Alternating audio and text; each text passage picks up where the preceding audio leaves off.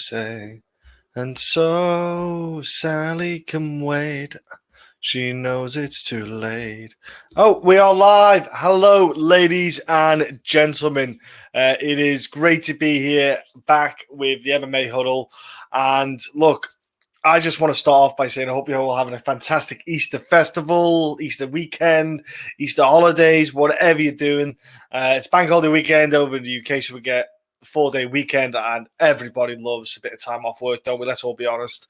Nothing wrong with that. I've got a fingers crossed that one day the 4-day working week is kind of implemented into the world, and we can all have a nice weekend and not have to work to live, and hopefully we can enjoy our lives a bit more. But we can enjoy it a bit more right now because you haven't got Will with me, but you have got myself, and we've got Vettori versus Holland. It was going to be Till, but Till broke his collarbone. Smart move, Darren Till. But instead we got Mr. Holland jumping in, as always, the last-minute replacement for this fight. So Kevin Holland is going to do that job himself. Now, I just want to say, first and foremost, that I am very appreciative that you are all subscribing, who does subscribe regularly and tune into the channel, like the channel, etc. If you are new, you're watching this for the first time, feel free to hit that subscribe button. It takes one moment.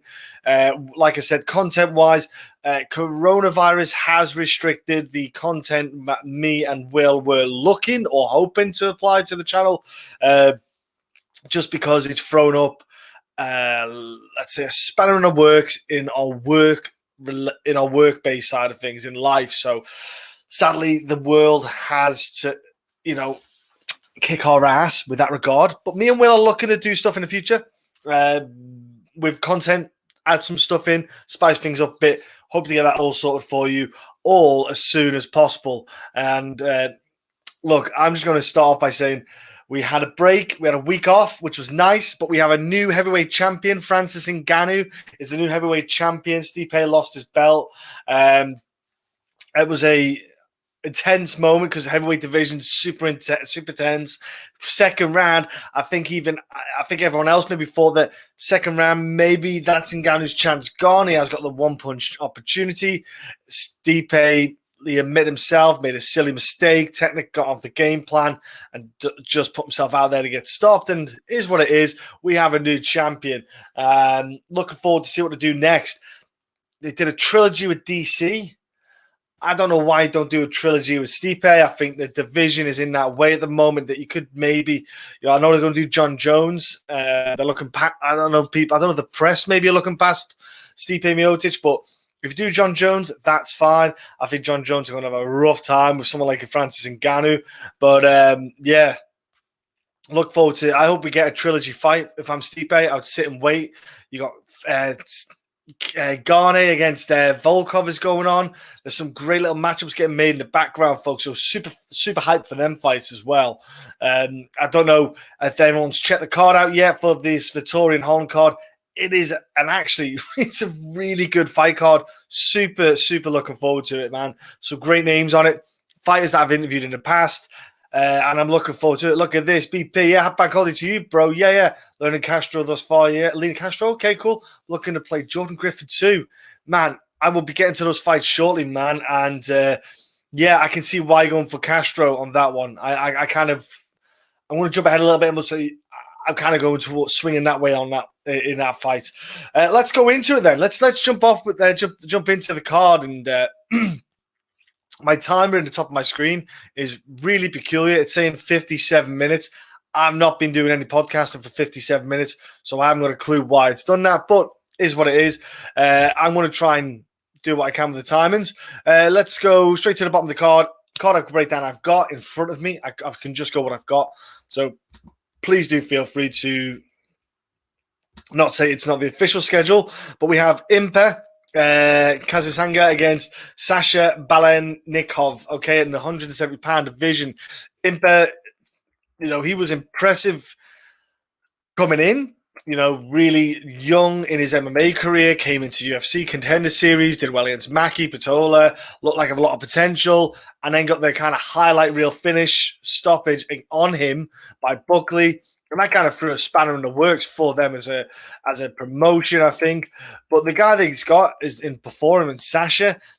I got to be honest with you. I think this is a great opportunity for Impa to get back on the win wagon. You know, he's got a lot of skill set about him. He's very much grown into himself. He's got good striking, which I think he holds himself well. The grappling aspect, which I think is one of his more stronger suits. He could definitely imply a higher kind of top game pressure kind of moment here. With Sasha, he's got good striking. He's not the best striker, but he has got some good striking. Like, he did get stopped by Lazare, who's in the UFC now in UAE Warriors. Do you know what? I keep forgetting that promotion because I always think of Brave, but it's UAE Warriors. He lost that one quite handily, got outclassed with the striking department. Fought a guy called Paulo Henrique afterwards, who was a 5-5 guy. Finished him in the first round, which was it was a meh fight. Now, he did fight Lewis Koske, who wasn't that great in the fight. I know it was a bit of a brawler's fight. I wasn't overly impressed. I don't think Lewis was that impressive in that fight either himself. But for Lewis, he's not the same kind of fighter as Impa, and I think Impa here has got a handy advantage in the fight, man. I'm kind of high up on Impa in this one. I think he can control the grappling aspect. I think he's going to get on top of him a bit more, really start to tire him out a bit. And I think with the striking bits, he's had a bit of time off as well. You got to think it was October that happened. We're now in April. He's had a good bit of time off Impa after that stoppage. So, you know, I'm kind of still on the Impa train. I still think he's got a lot about him. I think he's got a lot of good skills. So I'm kind of swaying towards Impa on that one.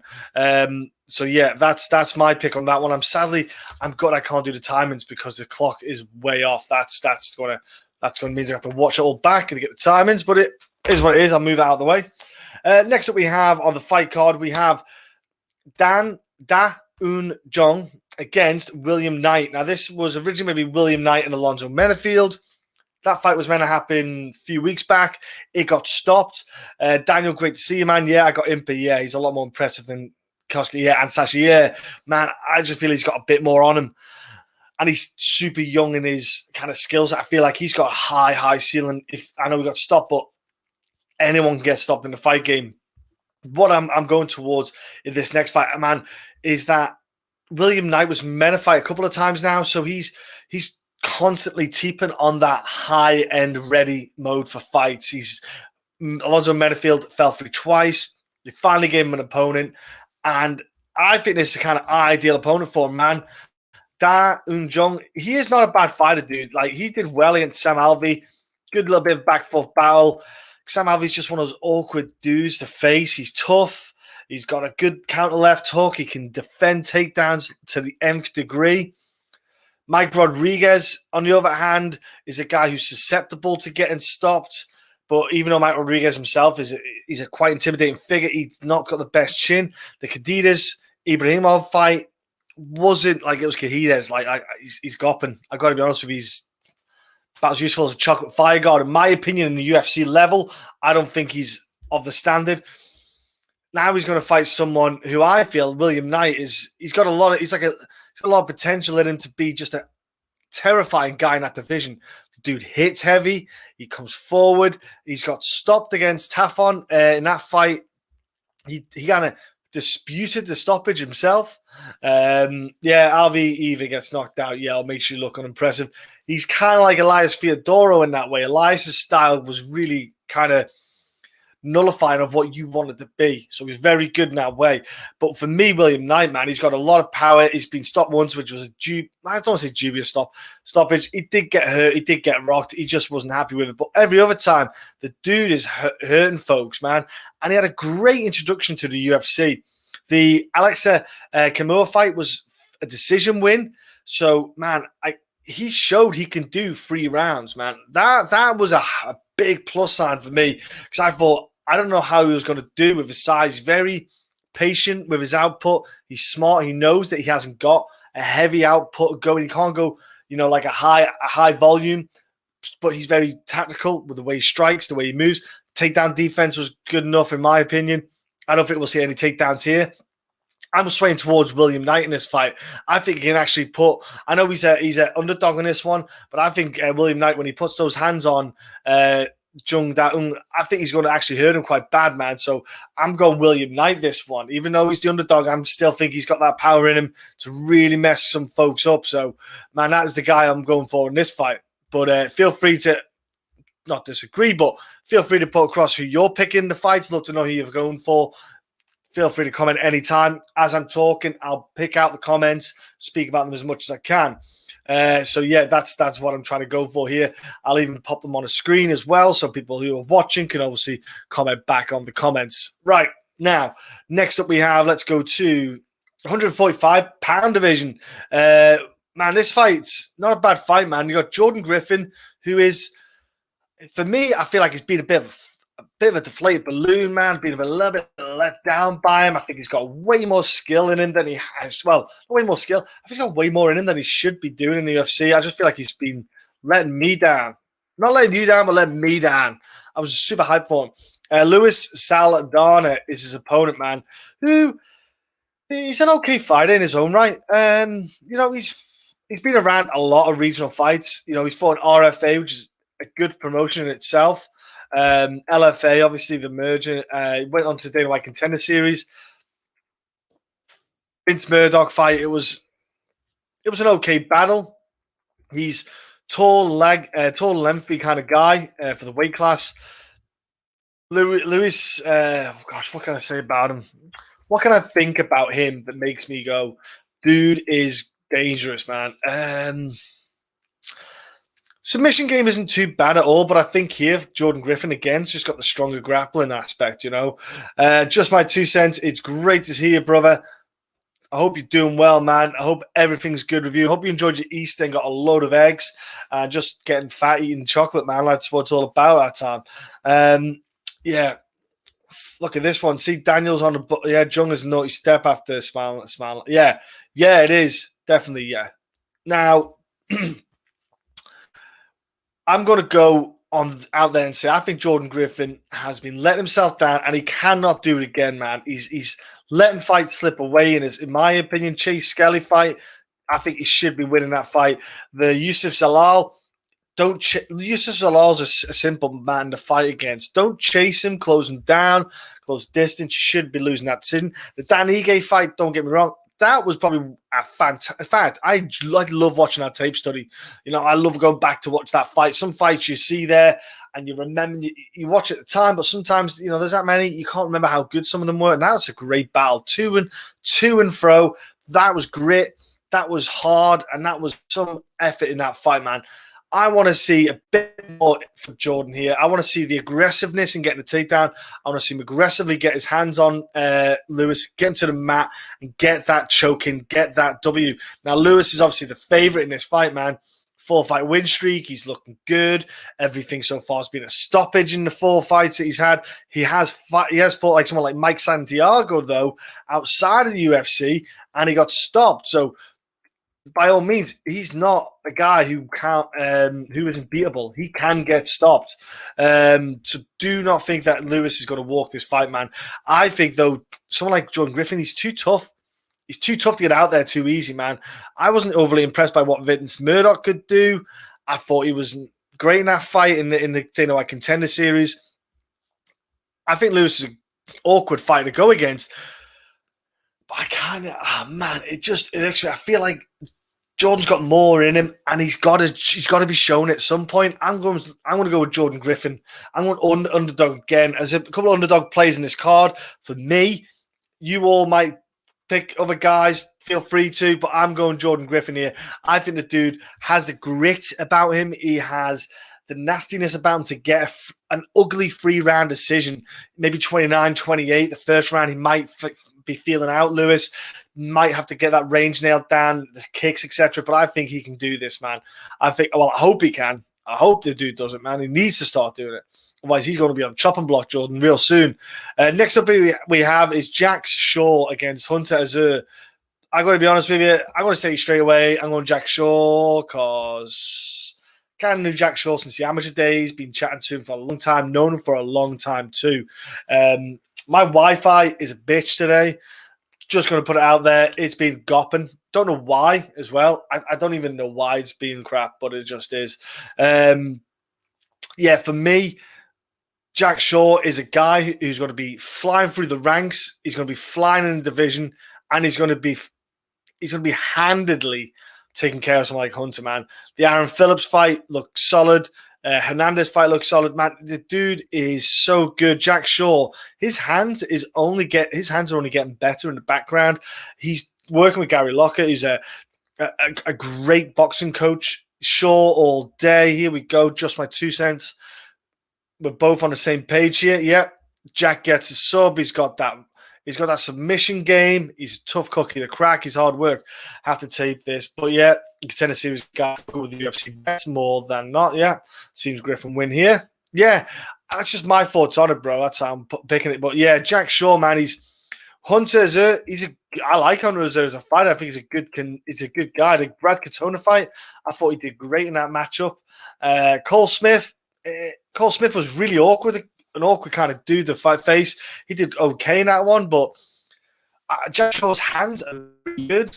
And like I'll say it again, he just doesn't use them as much as he needs to. I feel like till he has to use them, we won't get to see what he's got with them.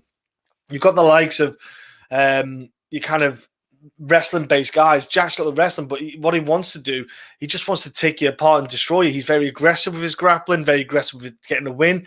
Jack's wanting to finish fights, stop fights, get in, get out. He's not a guy who wants to sit there for 3 rounds, get decisions.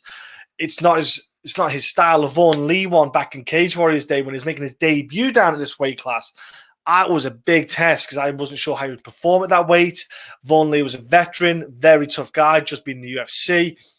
Did superb in that matchup. Man, honestly, I will always speak highly of Jack Shaw, and I'm huge fan of him. Azure is a sort of grappler in his own right. Yeah, got a feeling Hunter springs an upset. Daniel, oh, he's gone for the upset. He's gone left field. Man, here we go. That's interesting. But BP, I'm leaning Griffin. Yeah. That's nice, bro.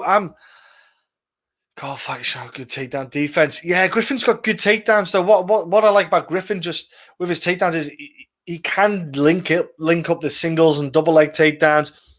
He also can. He's very good at going around the back and taking the legs out from behind and stuff like that. So he's got some nice alterations to just your standard grappling takedowns with your single legs or your doubles. He can do a bit more with it. Griffin. He's a very wiry veteran with that grappling aspect.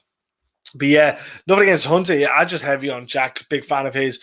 Love the skill set that he's got. Love the composure he has, and he's always looked good in the fight. So I'm going Jack Shaw heavy on this one. That's my pick on that one. I'll talk about the betting line later on. I might throw a couple on this because underdogs here. There's some good numbers at the moment. They might change during the week, but I'm liking some of these numbers. Next up, we have heavyweight division. Just talking about this before. Yorgan Castro against Jarjis Danho. Now, Danho hasn't been around for a while. Like, I'm talking like 5 years, is it? Like, dude's been out for a long time. He himself,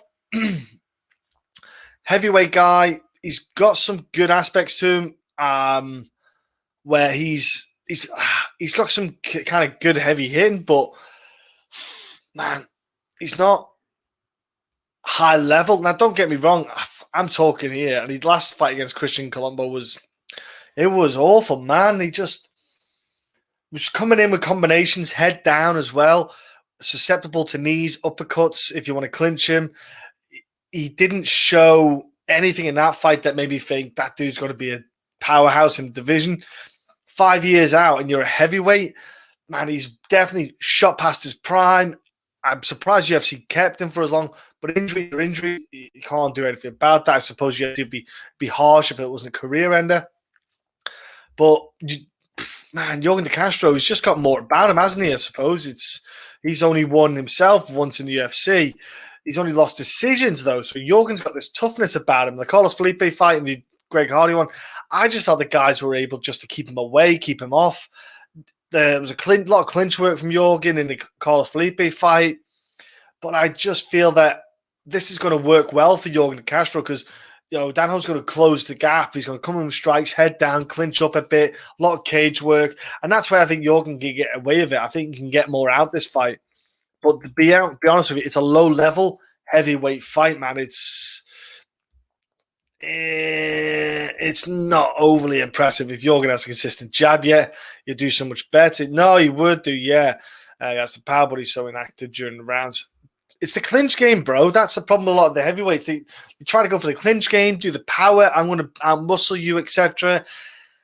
Pin you against the cage. And that's so weird, though, because heavyweights, their energy levels, they've got to manage them a lot more efficiently. Grappling on a cage is rough. It is hard work. It is fucking horrible. All right, I've done a lot of cage work, training. It's the worst. It is the hardest bit. I could strike all day. I could do Brazilian Jiu-Jitsu all day. Wrestling is rough as a badger's arse. Not going to lie on that one. That one was... Whew. Wrestling with Mike Grundy was horrendous, to be honest with you. I won't lie. It was not fun. But grappling on the cage, that's up there with the wrestling. It's so hard. I would like to see, Castro maybe, I'd say use footwork, but use a bit more angles, keep away from the cage, keep the fight going, and start to use his striking a bit tougher. But I feel we're going to get a lot of cage work here. I'm going for Yorgan Castro 5 years out. Like, let's go 5 years, a big gap. It's a big gap out of the fight game. I don't know what he's going to do. Like, when I finally go back in myself, that's going to be like 7 years for me. So I'm going to be one round of bust, and I'm going to be blowing out my ass come that time. So being a heavyweight, I don't know how hard it's going to be, because I'm sure he's training, keeping fit, but it ain't going to be easy.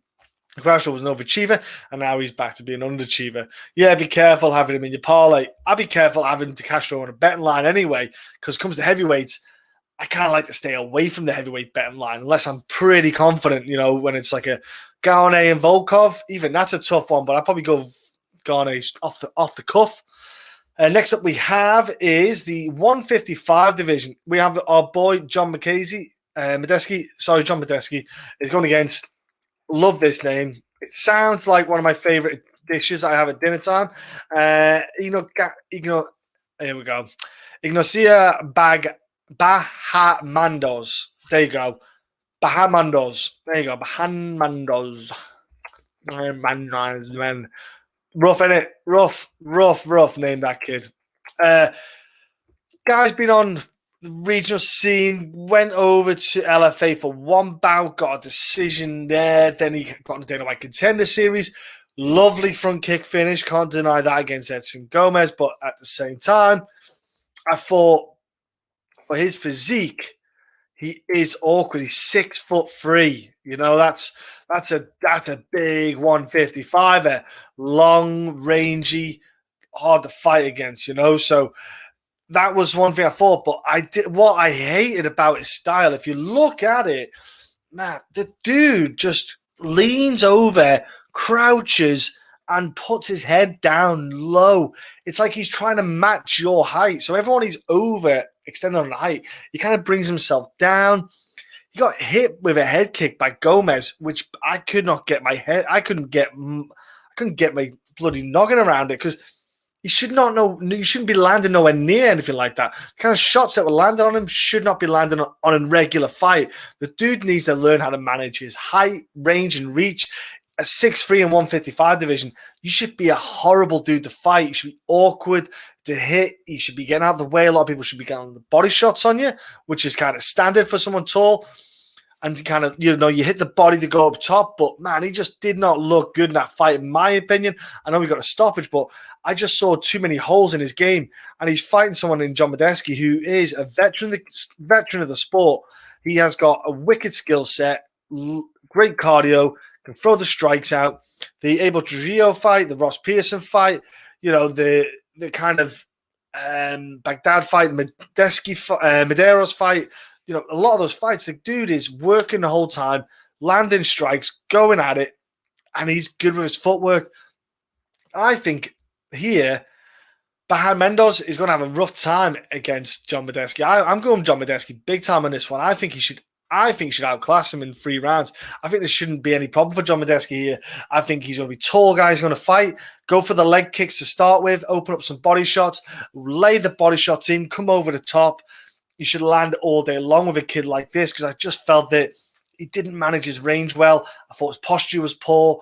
I thought, I'm not happy. I'm not confident. There's guys in there who are going to go overhand over the top of that guard that he has, land on that chin, and that kid's going to sleep potentially, man. So, yeah, I just can't. I just think John's got too much experience, too much knowledge. And he has still got good hand speed. He's got good footwork still. I don't see anything wrong with John in this bet. I don't see too much enough from his opponent to make me want to pick him. I had John off the off, and I'm still sticking with it. I'm leaning over to John here. Just my 2 cents, same again, bro. So that's my pick on that one. Yeah, I just see that happening all day long. Super exciting announcement, really. Short notice kind of step in. Erin Blanchfield is coming into the 135 division for one fight against Norma Dumont. So it's ironic, really, because Norma into the UFC on a one fight, step in at 145.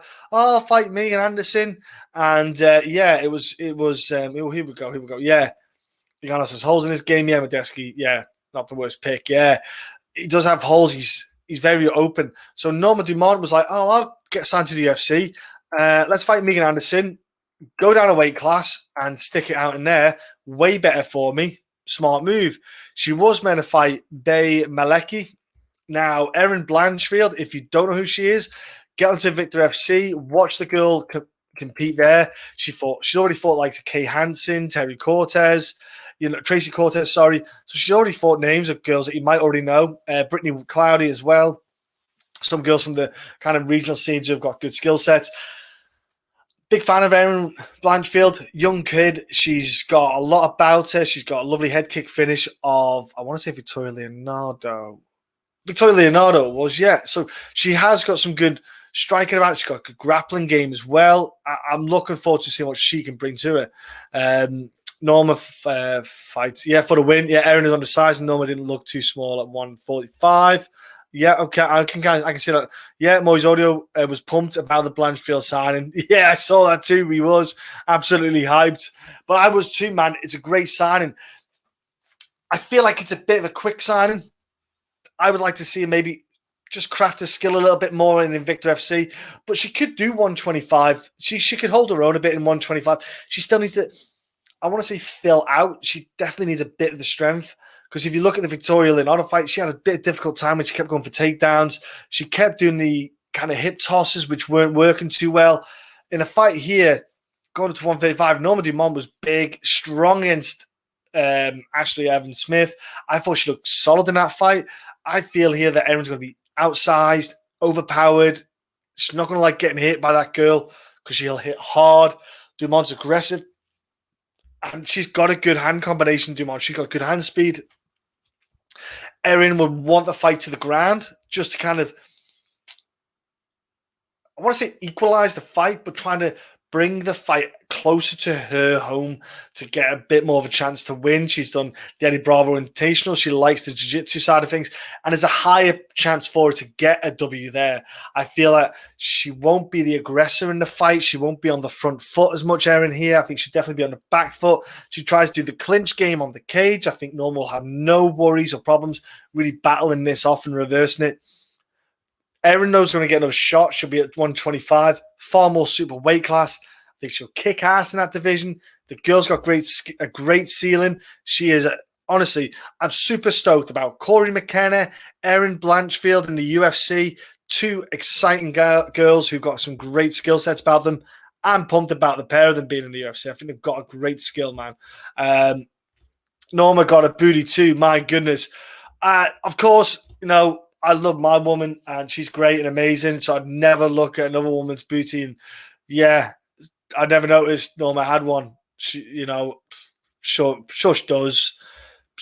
What is what it is. Anyway, my woman's is better. Just because if she's watching, she'd kill me. She'd kill me, guys, if I said anything. Next up, we have in the 155 division, Scott Holtzman against Mateusz Gamrot. Man, Scott Holtzman. I've got to be honest with you. If people write off Scott Holtzman, you're a fool, right? You're a fool. Yeah. Yes, I am. Yes, I am, brother. Scott Holtzman, he is strong grappler, strong fighter. He can defend takedowns, make takedowns. He's got hands on him as well a little bit. He's durable. The dude is not a bad fighter. Gamrot, in his last fight, comes onto UFC, pow, loses a split decision to Gamrot. And I've got to be honest, I was frustrated in that fight. I felt like he went to the well too many times, the same kind of technique for the single leg takedown. I felt like he didn't have any options elsewhere in his mindset to try and get the fight to do anything else. I was a bit disappointed with his performance. I was a bit disappointed with how he was fighting. I was not overly impressed. Even though I was in KSW, I thought the dude comes to UFC, I thought, man, this guy's going to rip it up. He's going to rip it up. He's going to cause problems for people. He's going to be a great addition. I thought this dude's going to be top 10. He'll have some great fights. And I was gutted the way he fought. And then they give him Scott Holtzman, who, again, I think Scott is a guy who's tried and tested, been around the UFC a long time, great kind of guy to fight against. You know, he's been in the UFC, gosh, when did he join here? 2015, so he's been here for a while, man. And even then, he's only lost to Drew Dober. Tough dude to lose against, fair enough. A decision, not a stoppage. Lost to Josh Emmett. Took his missiles like a champ. Lost the decision. Again, solid loss there. Nick Lentz, another solid fighter. Only a decision loss against. Again, didn't get stopped. Finally got stopped by Beneil Dariush, who is a top-level 155er. Great skill set. Lost that fight. Now, that was back in August. Plenty of time since then. Got himself right. He beat the likes of Jim Miller, Dong Hung Mei. He got Alan Patrick. He's fought guys after guys. Tough dude. Hard to beat.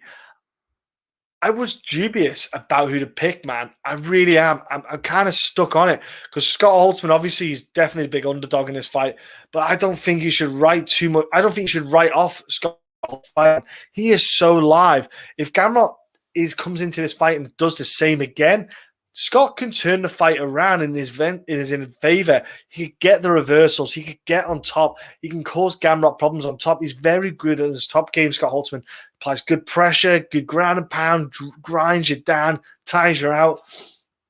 I want to pick Gamrot because I think he's a killer. I think he's a savage. I think he could be just a nightmare to go against. I'm going to go crazy this weekend. This week I'm going a little bit west from my picks. I'm going underdog again. I'm going underdog city big time.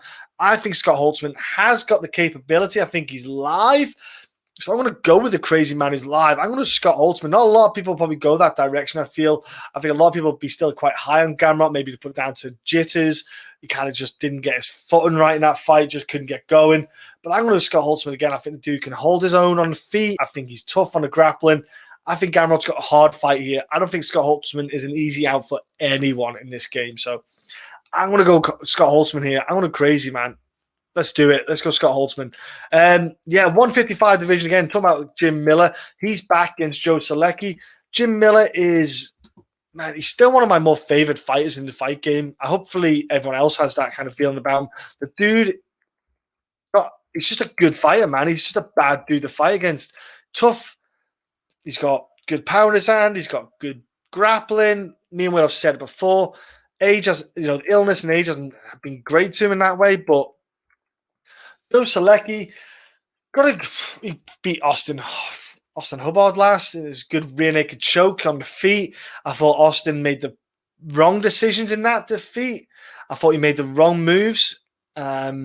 He shouldn't have been getting submitted on the feet like that with that rear naked choke, but he did.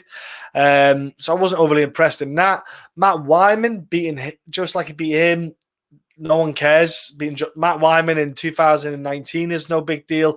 Beating Matt Wyman in general since 2019 onwards, no one cares about. It's like a layup. It's an easy win. And yeah, so for me, Joe Solecki, he showed some skill sets. Loves to get his grappling going.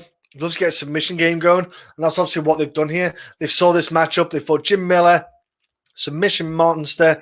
What happens if Joe Solecki gets the fight to the ground? How can he do? I'm really sketched about the pick, but I'm going Gamrot. Yeah, bro. That's what I mean. Like, the performance of Gamrot, it's in my head still. I just, like, what was that? What was that game plan, man? It didn't work, and he kept doing it. That was a flag for me, big time. Pinged in my mind, still sticks in there. But yeah, but Joe Solecki's beat. Nah, he's beat no. I think Jim Miller's a huge step up for Joe Solecki, man. Like Jim Miller's a bad motherfucker. End of. So fighting him, that's a great win for you if you can get it. But I just don't know if I see. I haven't seen a drop off Jim Miller to there. To like Jim Miller can't beat the likes of Joe Solecki. Like I just don't know. I think like he lost Vince Pichel decision. Fair enough. Vince Pichel, good fighter. He beat Roberts, solid win. Lost to Holtzman, tough fighter. He beat Guida. He beat the likes of Alex White. He's a tough dude, man. I think Jim Miller, I should absolutely smoke Joe Solecki, man. I don't, even in 2021, I don't know how he's, I don't know why on earth he would lose this fight. I don't get it. Should not lose it. Should absolutely murder him. I'm going Jim Miller all day, every day on this one. That's heavy pick on that one. Coming up to the main card, I believe this is. We have Mike Perry against Daniel Rodriguez in what can only be described as a backroom brawl in WWE wrestling, where you just get two guys who are just going to sock them, rock and sock them, last man standing, off you go. Because Daniel Rodriguez, good boxing, likes to throw his hands heavy, and he got outclassed by Nicholas Dalby because Nicholas Dalby had the footwork and the speed, man, and Daniel just couldn't get into that fight because he was just always 1 second behind everything Nicholas was doing. I was surprised. I thought Nicholas would be caught in that range, but just Daniel just could not catch him, man. And at this moment in time, does anybody trust Mike Perry? Anyone? Like, anyone trust him? Lost Tim Means. Beat Mickey Gall. Who cares? Lost Jeff Neal. Vicente Luque, sorry. Beat Alex Oliveira. That was a fun fight back in 19. But as a whole, like, Mike Perry, man, now with everything on his, like, it's more the mental aspect of Mike Perry. I just don't know. I can trust him, man. He's absolutely off his rocker. Let's be honest. Solecki should be able to defend enough. If he hits the floor, Miller is sub or bust. Miller's a black belt monster, bro. I kind of think he could defend himself, Solecki, but I think it's a different world when you get Jim Miller on you. Honestly, bro, Jim Miller's a fucking savage. Love the guy. Yeah, Rodriguez here, man. I don't see why he couldn't win this fight because Mike Perry's going to be in his face. He's going to be swinging bombs, the pair of them. It's going to be who lands the clean shot first. And I know Mike Perry's had the boxing background, but I've not really seen. I've seen power, but I've not seen the evasiveness that you should see from a boxer, man. He kind of like accepts the hit to want to get in there and close and land. I think the kind of stance that Rodriguez is going to pull on him is aggressive, forward moving. I think it's going to be a fun brawl. That's why they put this fight out there. I don't see it being high level brawl, but it's going to be a fun brawl. So I'm going Rodriguez, guys. I just feel like he's a little bit less worn, so to speak. He's not had as many wars, not hit too much. Perry, obviously, with the mental state that he has, he might be reinvigorated now because his girlfriend had a child. So his child, obviously not a child, it's not a random one. It is, apparently.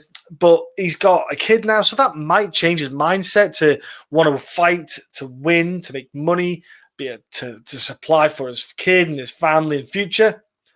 Or just saying, Mike Perry still might be off his rocker with his mindset and think that he just needs to train with his girlfriend and that will do his career the world of good. And he'll have to pay coaches. But not overly keen on it. D-Rod should go do it. Yeah, with his jab. Yeah, Perry's jab's experience is a concern, though. It is a concern. But I don't feel Perry uses his experience to the best of his ability, man. I just haven't seen him transfer knowledge. He beat Mickey Gall because Mickey Gall is not even a UFC level fighter, man. He only got in because of the bloody Sage North cut bollocks and all that stuff. So CM Punk and all that stuff. So, it's meh. He's meh.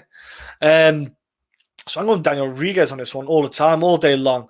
115 division, we've got the return of Nina Ansaroff after having the Kiddiewinkle. And she gets to fight Mackenzie Dern. That's a rough return for anyone. I understand that Nina Ansaroff herself, she had a win streak going on. She beat Jocelyn Jones-Liebarger, which isn't the greatest win, but she got a win, so well done to her. She beat Angela Hill again in a decision. Meh. So what? Randa Marcos again. Meh. It's not going to make me go wow. Her big win was Claudia Cadella. Kudos in that performance. Claudia Cadella has been off the boil since God knows when. It breaks my heart to see Claudia Cadella nowhere near the level she used to be. Now, I don't know if that's because the level around us went up or she just went down off the ball, but who knows? Perry and Jung through their missing weight was classic. Eating the burgers. And that's what I mean, mate. He's like, I eat burgers, but I don't think I know weighing. Well, I do. I can't know weighing scales, but usually he just comes back and laughs at me. But man, it's not happening with that one. I'd be surprised if he made weight. That'd be nice, but wouldn't be shocked if he missed weight. Nina Ansaroff, though, then she got an off the boil Claudia Cadella, got the win. Kudos to it, because it's all about the time. Doesn't matter if someone's not fighting well. If you've got to perform, you've got to perform. She did it. Then she fought what would be duped as, potential title contendership. Tatiana Suarez is an absolute championship material, right? I'm absolutely devastated about her neck injury. I'm hoping she comes back and she can do what she did and get back off to where she was. But in that fight, Nina Ansaroff really showed there the gulf or the misunderstanding in what she thinks is her skill set. She got dominated by a girl who is championship material. And Nina Ansaroff ain't that. She's not championship material. She'll beat your random Marcoses and your Angela Hills and stuff, but you give her a girl like Mackenzie Dern, I think she's going to have a rough night in the office. I do. I think Mackenzie's always working on the hands, so she's shown like the Amanda Cooper fight is the best one to kind of point out there, where she can throw her hands a little bit to get the grappling aspect. Because Mackenzie Dern is super aggressive with that. I feel that she should be getting this win quite handedly. I think obviously it'd be silly for someone not to pick out a Mackenzie Dern submission, but I thought the past few fights that Mackenzie Dern's had, she performed solid, had good fights. The Werner fight was a good win against the grappler herself, who's solid grappling. I thought she did well there. I think Nina Ansaroff is going to have a rough night in the office here. I don't think Mackenzie Dern should have any problems with her. And it's also that coming off after having your kid.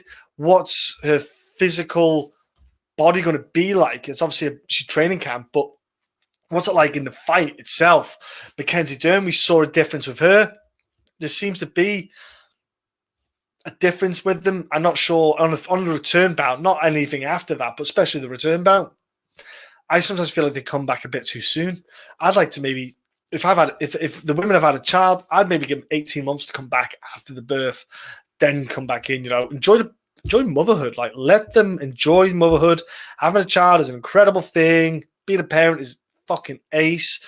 It's only because I've got a boy, I haven't got a girl. If I had a girl, she'd be stuck in a nunnery and never see her.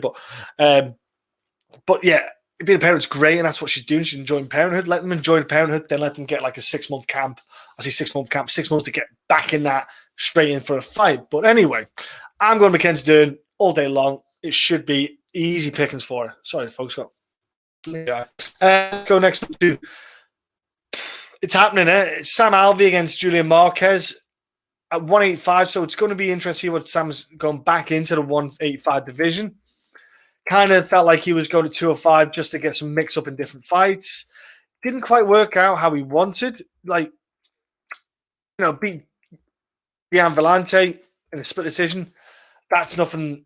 No one cares. Gian Vellante's not a very good fighter. He's just in there, being there. He lost Antonio Nogueira. He got stopped there by strikes. Jimmy Crute stopped him with strikes.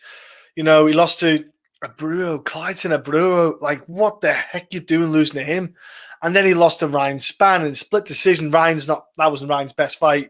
should have picked him apart way easier than he did. Had a draw against Dan Jung.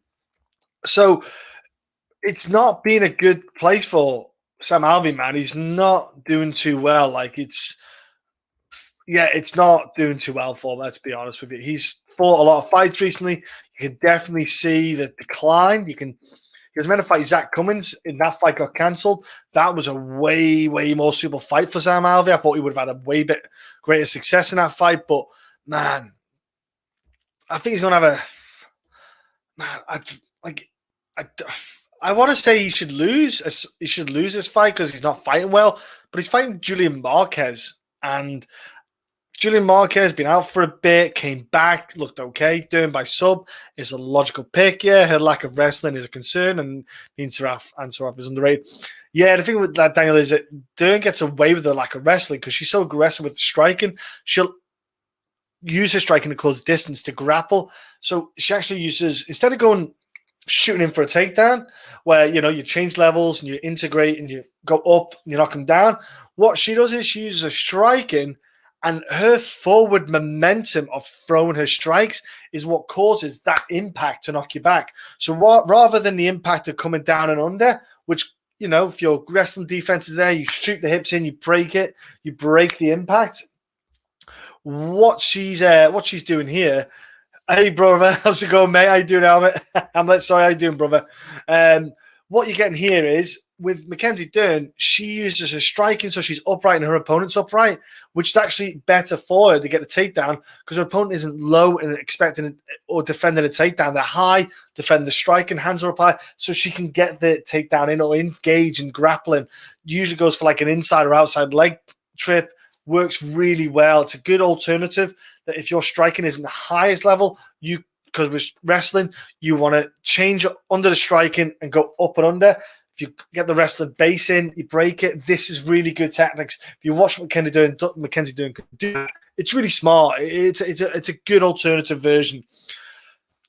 2 cents going for Mackenzie as well. I think a lot of people are probably going that way. So yeah, I'm kind of stuck on the Sam Alvey Julian Marquez fight because Maki Patola, he got the win there, Julian, but I don't think he looked great. Obviously, he had a couple of years out after the Alicio fight that he had back in 2018, the injuries issues. And he is an aggressive dude. He hits hard. He hits heavy. He is a hard fighter, man. But Sam Alvey's got could counter left hand. He's got good takedown defense, so it's probably going to be a stand-up fight. Marquez has good submission gender ability. He looked rusty and impressive lately, but yeah, how can I pick Alvey to get a win in 2021? That's what I mean, Dan. I find it hard to pick Alvey, but the dude does get these horrible little wins in these kind of matchups. Man, I want to pick Marquez because, he's a fun dude. He's a nice dude, and he might try and get, what's her name again? Who's the crazy girl who was a Disney host, Disney show, or whatever it was, went on a load of drugs, lost the tits, and did a wrecking ball. Miley Cyrus, that's it. Miley Cyrus, bloody hell. I was thinking Mackenzie Dern. I was like, it's not Mackenzie Dern, he's an M. Miley Cyrus, crazy bitch. Calls her out on a microphone. Weird one, but whatever, it is what it is. He's got that podcast with Kendra Lust, who apparently is a lovely individual. She's got a nice personality, really nice eyes and stuff like that. And he's got a bit about him for the promotion, so to speak, for advertising for himself. Mackenzie wins submission. Nice, Hamlet. Nice. Yeah, we're with you on that one as well, it seems.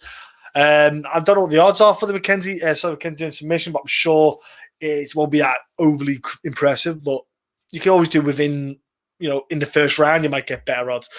So I'll go Julian Marquez. I'll pick Julian Marquez. I'm not overly confident knowing this pick at all. Maybe he got the cobwebs dusted off a little bit in the last fight for Julian against Mackie. It might have helped him out a little bit. He might come in this fight a little bit sharper, a little bit calmer, more relaxed. It'll help him out. Sam Alvey, if they cut Sam Alvey, I wouldn't be bothered. I think they could afford to cut Sam Alvey. I don't know what numbers he really brings to the promotion or what he's bringing into the promotion. I feel now it's a case of not championship material. He's never going to get anywhere near top 15 rankings. What is he? Is he just a gatekeeper? Nah, he's a gatekeeper, that's fine, but I don't see the point in having her around. It's like putting Roxanne on there. Yeah. And yeah, so I'm gonna go I'm gonna go in that way as well. Yeah, the thought of Sam Alvey being on a bet slip makes my skin crawl. Yeah, Roxanne imagine that Roxanne Modafferi and Sam Alvey on a bet slip. What you'd have to check make sure you're in 2021 still. That'd be weird, man. But yeah, Julian Marquez. Next up we have is Kyle Dacus.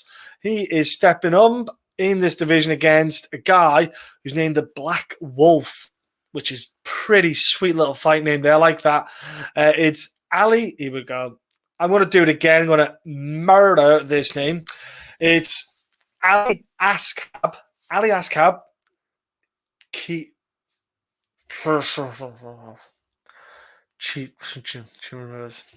Yeah, so that was it. Ali Askab. We'll call him Ali, is what I call him, or the Black Wolf. Not really, honestly, his name's absolutely horrendous. It's literally like you're left with the dregs of a Scrabble game, and they just went. The parents went, "That's it. That's what we'll call him." It's what is this? Cheesereeve?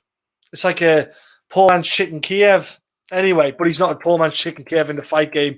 The dude is badass, and he is coming into the UFC from the Contender Series stoppage within 50 seconds of Enrique, and the guy is a bad man.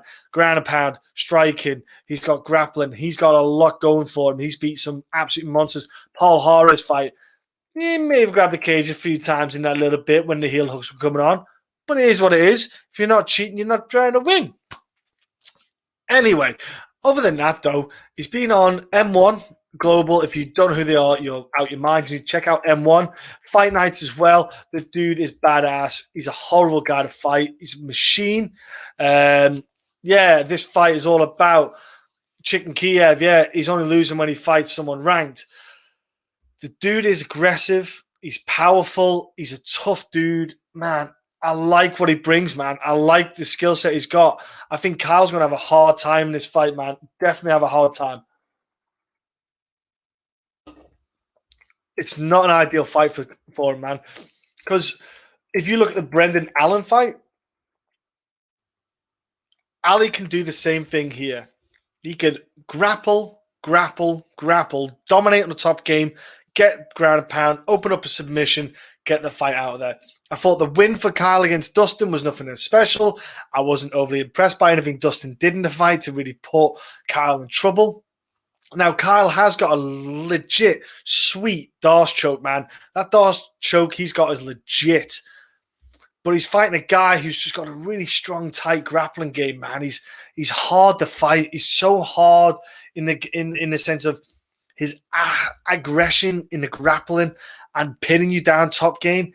Man, I think Kyle's going to have a hard time keeping him off him, wanting to try and even get like a Darce choke or try to even reverse it for a submission for a rear naked. Those are the two submission go-tos for Kyle in that regard. He's got great kind of skill sets in that part. But I just don't see how he's going to get this win, man. I think he's going to be overwhelmed by someone who's just wanting to destroy people, man. I'm looking forward to what he can bring in the 185 division. I think he's a great addition to it. Been on the regional scene for a while, impressed obviously other folk that I know. Will is being impressed by him, so I look forward to seeing what the guy can bring to the table, man. He's going to be a great outfit for the UFC. So I'm going with Kiev, Chicken Kiev all day long. Next up, we have in the co-main event is a brilliant matchup. That's how I word it. Yeah, a brilliant matchup. You got two high-level prospects going against each other. I am gutted that they got these two guys against each other. I'd like to see them opposite guys, and because you could use the pair of them for potential title fights in the future if they were to keep winning. But here's what it is.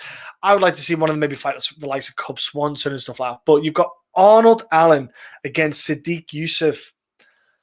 Now, I've got to try and be as unbiased as I can in this fight and not say, I love Arnold, he's amazing, he's going to win.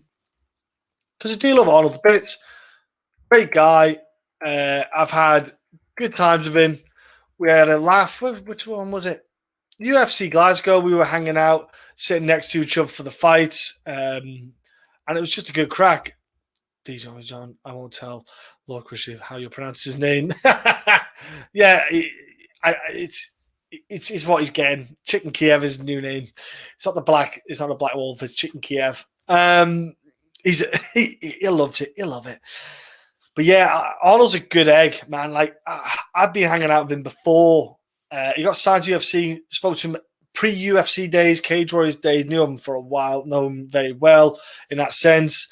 I'll drop him a message on WhatsApp during the week as well, during fight week, just to wish him good luck, so to speak, and stuff like that. So he's a good person. As a fighter, he is an assassin in that way. Changes, man, completely different. When he goes in that cage, he turns it on. If you look at the Gilbert Melendez fight, man, his boxing started to come along. He looked a lot smoother. He looked a lot more confident. He just had that kind of aura about him in the fight where he was like, I'm not losing. This is the fight to get me known. Beating Melendez, great win for you. You had Sadiq who beat Andre Philly. That was his kind of fight to get him out there. Now, don't get me wrong. I think when you beat the likes of Shaman Moraes, which was a great win as well. I think Shaman Moraes doesn't get as much appreciation as he maybe should. I think he's a really good fighter. I like Shaman Moraes. He looked good in that fight too. The Gabriel Benitez fight, I wasn't overly bothered about that fight. I don't rate Gabriel Benitez that well. So, Suman Mokhtarian, you can throw him out of the basket. Doesn't count. Mike Davies fighting Contender Series. Good fight. Mike Davies shown he's a good fighter now. But Sadiq himself, he's like Arnold. He's got holes in his game. He's got skill sets he needs to adjust on. I am curious to see what kind of style Arnold fights this time around. I'm interested in what he does in this fight, because you've got a guy in Sadiq who you think, do you try to wrestle him or do you try to outstrike him? I've got Josh Emmett and Jeremy Stevens fights. Didn't happen for Arnold. They would have been like great coming out party fights for him. I thought they would have been incredible. We've got this firefight in Yusuf. The Nick Lentz fight as well for Arnold was a great one too. Great performance. I think beating the likes of Melendez and Nick Lentz, that's a really good feather in your cap, man. It showed a maturity. He's definitely grown a lot since the Mads Burnell fight, where he wasn't winning that fight. End of. Mads was winning the fight hand down, which was crazy because in the Makwan Amir Khani fight, he won that fight, man. And I think Amir Khan is just an awkward, hard dude to face. But he performed really well in that matchup. So I've been impressed with what he can do. I feel like he's got something about him, Arnold, that he can get it out. He can pull it out of the hat, man. He's got a great little skill set in that way. Curious, what holes do you see in Yusuf's games? Seems pretty well rounded from what I've seen, definitely raging. Everyone's got holes, brother. That first and foremost, even John Jones got holes in his game. He's got holes in his nose from the cocaine, but for me, Sadiq Yusuf, I'd like to see him with his range a little bit more. I think he could definitely nail his range a bit more, because what I found that it's not that he has a tendency or he kind of has a go-to, but his footwork is what I mean by the range. I'd like to see him use a bit more of an angle with his striking. So when you're face-to-face, you can use that explosive forward power. You can come forward with the combinations and it can work. I'm not denying that. You look at Jose Aldo, did the same thing against Conor McGregor. Conor McGregor used the footwork to step back and hit the counters. So there's always a positive and a negative to each thing. You can use it, come forward and land a heavy shot. Johnny Hendricks is a good example on his run for the title. He just came went fake the double leg, come over the top and bang, put you to sleep. Beautiful little work there. I would like to see Sadiq, because I think the kid's got power in those hands. I'd like to see him cut those angles and land those strikes. Because I think with Arnold here, Arnold works a lot on his boxing, as you've seen as well. He's got a bit of a calmness about him. He does crouch with the head movement coming forward. I think Sadiq here, if he's going to use that speed to throw that power forward movement combinations, I worry that maybe someone like Arnold might be able to use the footwork or head movement to come out the way with the counters, even a takedown attempt. John Jones, though, I thought cocaine was protein powder, bro. He might have thought it. That is a very good one. And I agree. Yusuf, he is a favorite in this fight as well. And I can see why he's a favorite. I think that power that he has in him, I think he has more power in his hands than Arnold has, which is something that's, fights always start on the feet. So it's something to look at. And I am trying to be as unbiased as I can. Like, Arnold's got holes in his game. I feel like he lets fights get away from him. I feel that sometimes Arnold does make some decisions wrong in the matchups. He gets them corrected when he's in the corner between rounds, which helps him kind of relax, reset, start again. I think if Arnold can avoid the power from Yusuf with the footwork and the head movement, I think he could have a lot more success with the counter striking here. Use counters, maybe engage some takedowns and stuff like that. I think it would work well. I wouldn't have things would play on the ground if it ends up there. Sadiq showed some sneaky BJJ skills last time out. He did show it. I think Arnold's got some good grappling on his own side of things as well. I think he feels more comfortable on the feet when he likes to fight. If you look at the Marcin Voracek fight in Cage Warriors, I know it's gone back a bit, don't get me wrong, but he was lost a fight, and then near the very end, he had a head and arm choke, which was pretty much going to go on, but he ran out of time. So he has got, like I said, he's got that sneaky submission side of things about him where he catches guys out with them. Mads Bernal being a great one. Thomas, great to see you, brother. I hope you're doing well. What's up, John? I got Shaw, Dern, Vettori, parlay plus 420. That's a sick parlay deal, man. 420 is a great number, man. Really impressed with that. The Nigerian power has John about to, yeah. That's it, because you've got this Africa kind of up, I want to say up, rising stock. That's it. They've got a rising stock in African fighters, and he's definitely one of them. I love Yusuf. I think he's got great power, great potential. I think he's an exciting dude to watch. I kind of don't want to pick against Arnold because I like him and he's a good mate and he's a good person. Nothing against Arnold either. You got to pick people. You got to be logical. I picked against guys I'm friends with, fighters, just on a logical basis. So I'm regrettably going to pick Sadiq Yusuf. I think that if I'm Arnold, I'm going to have to incorporate grappling into this fight. I have to take the fight to the ground, mix it up for Yusuf, try to really see what you can do with it. But I'll pick Yusuf. I think you go decision here. I'm not going to, I don't think stoppage, but I'll go with Yusuf with a decision here. I just feel why I think he can get a decision is because of the power he's got. I think he can actually hurt Arnold from a judging perspective. If you're watching the fight as a judge, you see those strikes and landing, you could really kind of see why. He's just messaged me saying blocked. Twat. It's rough, bro. It's rough. It's not nice picking against people. It's one of the yin and yangs of MMA when I'm mates with them and I get to know the fighters. It's rough. It's not enjoyable. I have to pick against them if they watch it and they find out, because Will's had fighters mention it to them and I've had fighters mention to me that I picked against them, and it's a bit awkward because you have to go. But if you listen to my analogy, I did give a reason. I did, I have to be unbiased, and they're like, "Bro, you got to pick me still." But yeah. Oh no, your comment below that. Sorry, got early. Yeah, as soon as the line opened, -188. Good move, Thomas. Good to see you on the ball with that, brother.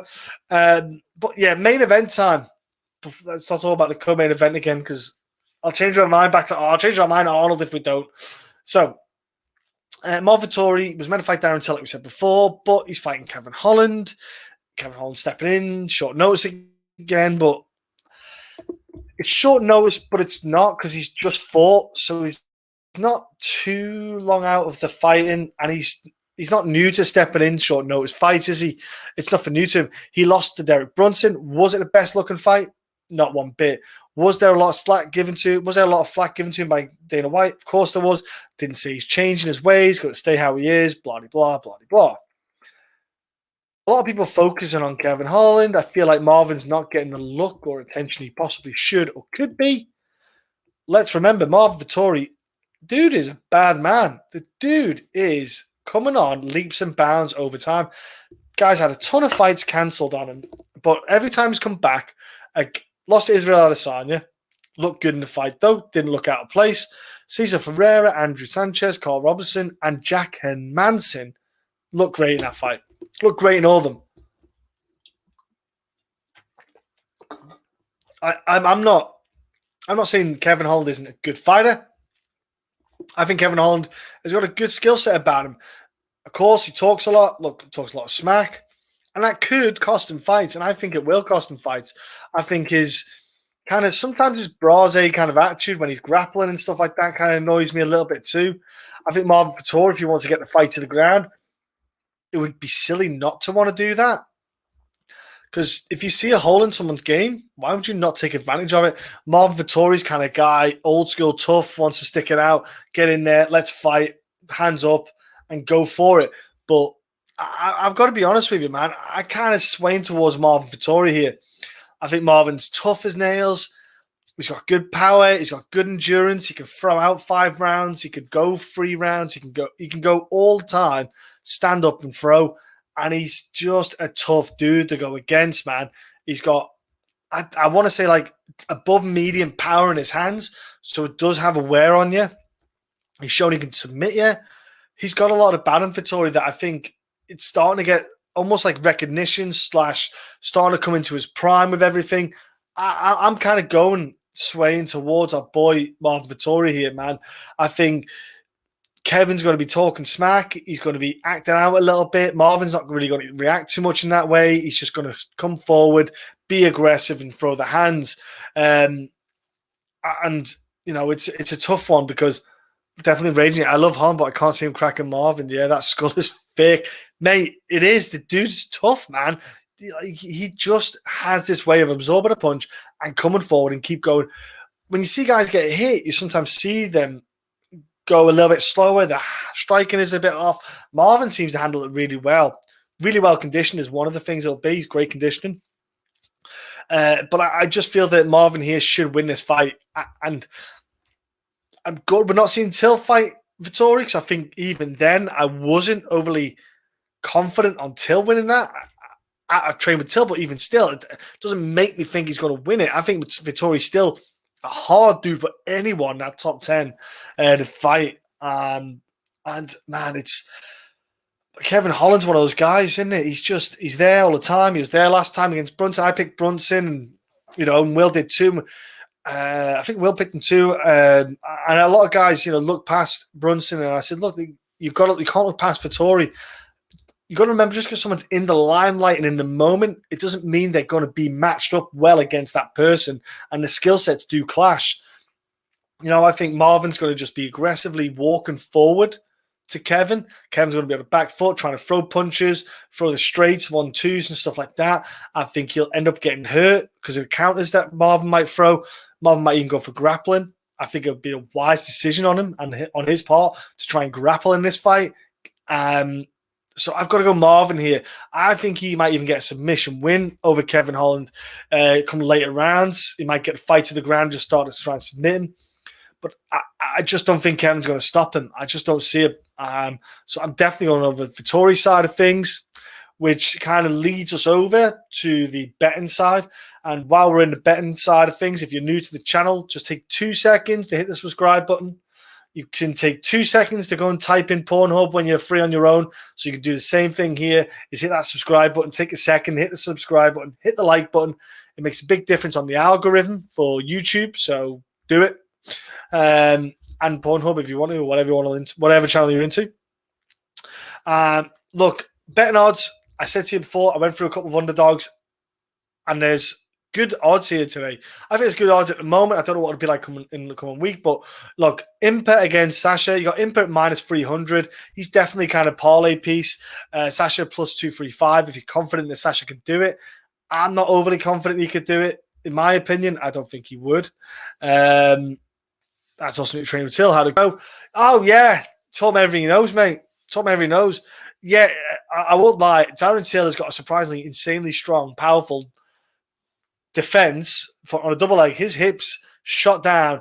I swear I don't know whether I probably should have turned the corner more, but I had a double leg on him. It was going. It was mine. I had it, and all of a sudden he just put his hips into it, and I just pancaked on the floor, and that mat tasted delicious. And I was like, that is one bloody powerful double leg takedown. Man, it was good. I was surprised. But dude, and that's obviously, we know what he's like striking. You've seen his striking, so I'm not going to even talk about his striking, man.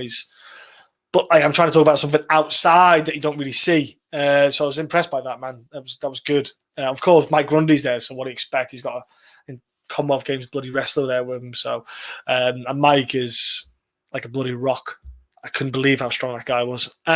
So yeah, light heavyweight, Jung Dan Un is minus 140, William Knight plus 115. I know I went Knight plus 115. Plus money, it's a good one, man. I like it. Featherweight, Lewis Saldana. Again, he's minus 145. The favorite, I went for Griffin at plus 120. Again, I think Griffin's a good live bet for that 120, man. Jack Shaw is only minus 150 and Azure's plus 125. For 150 on Jack Shaw, that's a good straight bet. Any striking exchanges? Yeah, it wouldn't. No, I didn't actually get to strike with him.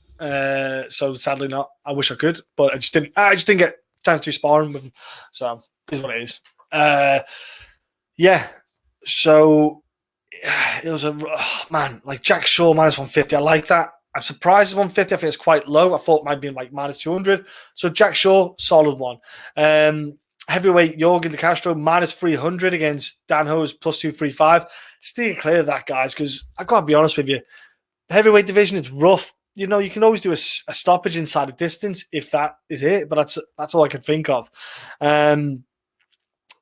Yeah, Thomas. Yeah, I've trained with several now. I can't even think. Several UFC fighters, to be fair, mate. So I've went to a few gyms around the UK and at UFC events. Great experience. Yeah. Well, it was good experience with Till, but it was better with Mike Grundy because he's a great wrestler, great wrestler. So, and like I say, at the UFC events that they have, I go and train with the fighters there, so I get the opportunities to do stuff like that. Very lucky. You know, very lucky in this world to be able to do stuff like that. Train with numerous fighters over the years, so and coaches as well. Duke Rufus, top coach, man. He's a great person. My brother trains with Erin, making a UFC debut. Get out of town. Erin is like, mate, bless her. It's not the ideal situation for her, Thomas, going against a 135er who's huge. But a 125, I think when Erin gets, like I said before, when she gets into a full, like when she grows into herself, she'll be a bad fight for anyone. Like, she's a badass and she's got a lot of future ahead of her. So looking forward to seeing what she can do. I went to see HS with Phil Hawes. Yeah, Phil's a bit of a savage. He's a tough dude. He's a tough man, Phil. Lightweight division, you had John Makdessi. He's plus 160, man. Bahamondes, he's minus 200. Man, John Makdessi's a solid plus 160 underdog, man.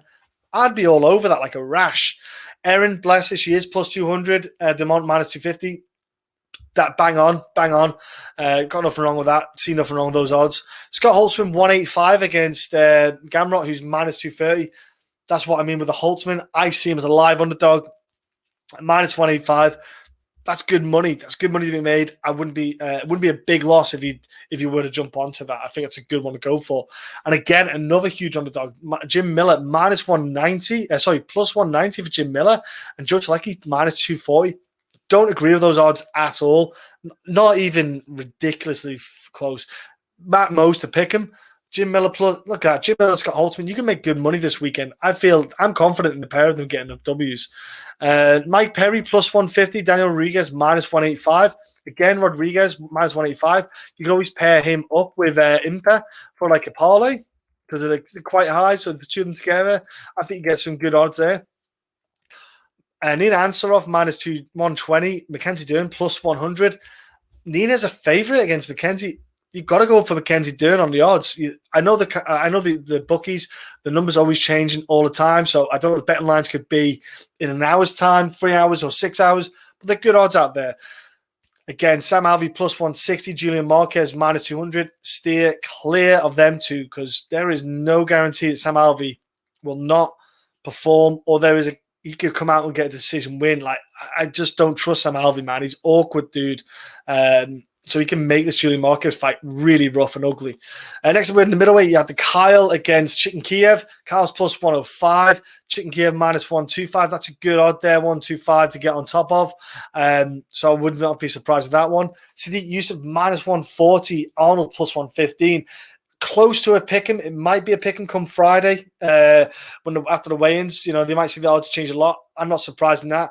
Kevin Holland plus 250. Marvin Vettori 325 minus 325.